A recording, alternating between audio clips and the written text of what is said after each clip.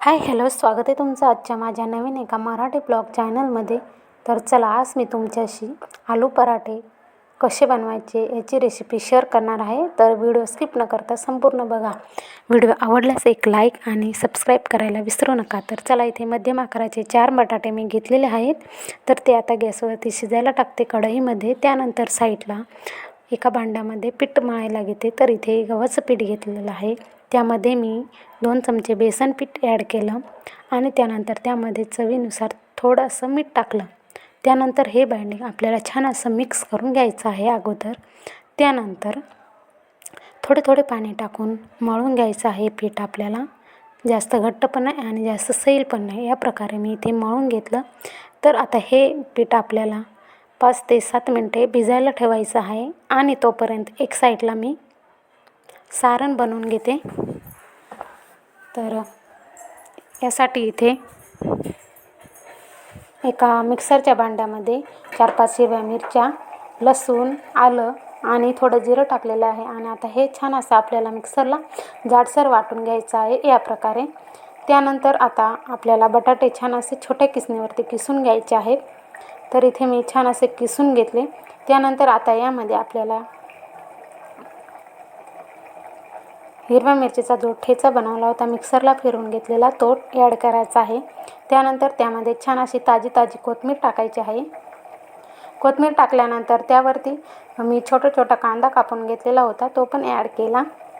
त्यानंतर यावरती आपल्याला मीठ टाकायचं आहे चवीनुसार. त्यानंतर त्यावरती मी हळद टाकली, नंतर लाल तिखट टाकलं आणि हे बाइंडिंग आपल्याला छान असं मिक्स करून घ्यायचं आहे सारण. तर इथे छान असं सारण तयार करून घेतलं मी. तर आता पटपट आलू पराठे बनवायला घेते. तर या प्रकारे आपलं पीठ पण तोपर्यंत छान असं भिजलेलं होतं. तर आता इथे मी आलू पराठे बनवायला घेतले. तर ज्या प्रमाणे आपण पुरणपोळी करतो सारण भरून, त्याच प्रकारे आपल्याला हे सारण भरून घ्यायचं आहे आणि चाडा बनवायचा आहे. तर मी छान असं मिक्स करून घेतलेलं होतं ते बाइंडिंग, ते यामध्ये सारण भरायचं आहे. तर सारण भरल्यानंतर छान असा चाडा बनवून तयार होतो. त्यानंतर त्यावरती कोरडं पीठ आपल्याला लावायचं आहे आणि त्यानंतरच लाटायला घ्यायचं आहे. तर इथे मी कोरडं पीठ लावून घेतलं आणि लाटायला सुरुवात केली. तर म्हटलं चला पटपट लाटून घेऊया.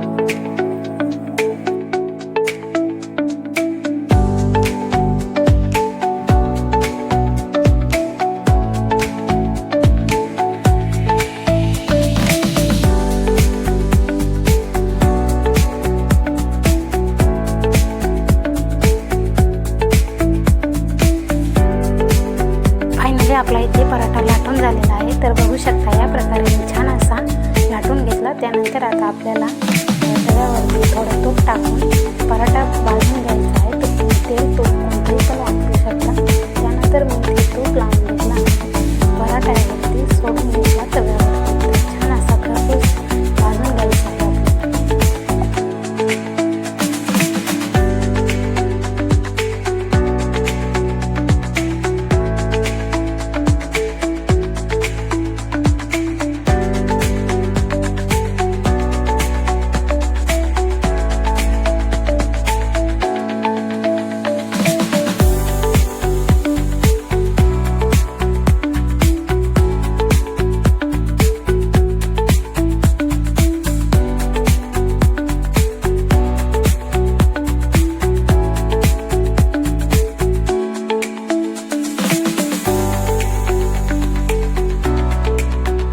अशाच प्रकारे आपण सगळे काही पराठे लाटून घेतले आणि छान असे भाजून घेतले.